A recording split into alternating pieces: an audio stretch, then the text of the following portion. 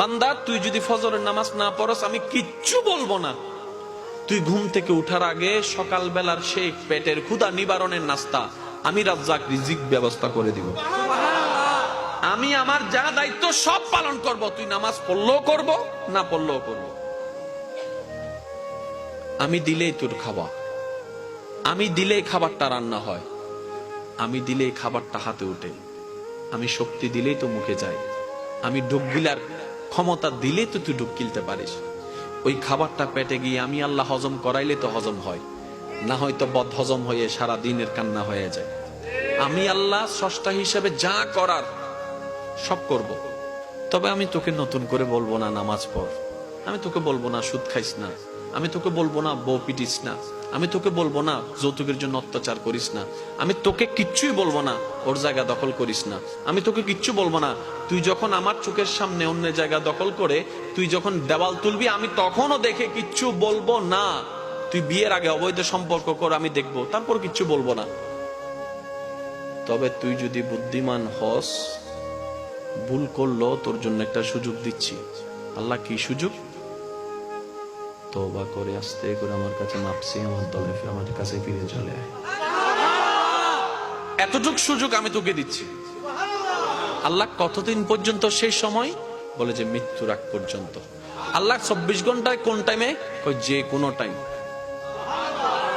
তুই সকাল 10টা বাজে করলো আমাকে পাবি, 1টা বাজে করলো আমাকে পাবি, 2টায় ডাক দিল আমাকে পাবি, 5টায় ডাক দিল আমাকে পাবি। রাতের গভীরে সবাই যখন ঘুমিয়ে থাকে তখনও যদি তুই আমাকে একবার আল্লাহ বলে ডাক দেশ, ফাজকুরুনি আযকুরুকুম আয়াতের ছায়া চলে, আমি আল্লাহ তোকে তখনও সাড়া দিব। বলেন সুবহানাল্লাহ। তোর সব দায়িত্ব আমি নিলাম। সুবহানাল্লাহ বলবেন।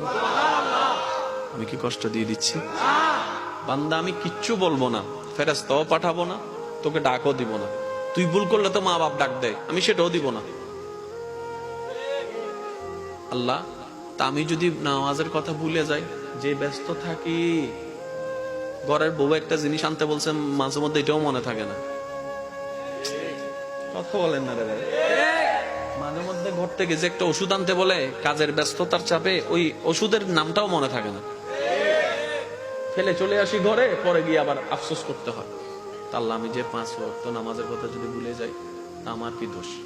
রব বলে যাচ্ছে যা, নামাজের টাইম যেহেতু তুই সবসময় মনে রাখতে পারবি না, আমি নবীর মাধ্যমে মুয়াজ্জিনকে একটা দায়িত্ব দিয়ে দিলাম, 5 ওয়াক্তে 5 বার আজান দিয়ে তোকে স্মরণ করে দিও। ঠেকা তোদের, কিন্তু স্মরণ করাই দিচ্ছি আমি আল্লাহ। এবার আল্লাহ তাআলা মুয়াজ্জিনকে বলে, মুয়াজ্জিন আমার বান্দা তুই ডাকলে জীবনও আসবে না। বুঝতে হবে একটু কথা। আমার বান্দাটারে তুই যদি ডাকস জীবন আসবে না। ডাইরেক্ট খবর দে তোর বদ দিন সন না আর এটা হাত দে গিললে।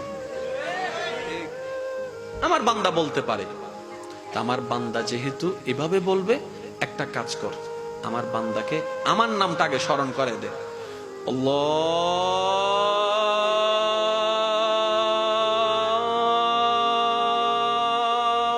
আকবার, আল্লাহু আকবার। আমার বান্দার আমার নাম স্মরণ করে দে। সুবহানাল্লাহ বলেন।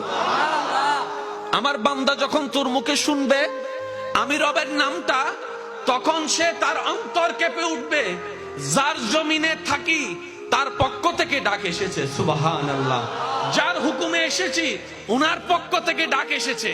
যার পক্ষ থেকে রিজিক আসে উনার পক্ষ থেকে ডাক এসেছে। যার হুকুমে আমার নিঃশ্বাস নেওয়া এবং ফেলা হয় ওই রবের দরবার থেকে ডাক এসেছে। বলেন না সুবহানাল্লাহ। কত সুন্দর সিস্টেম ইসলাম, কত গোছানো।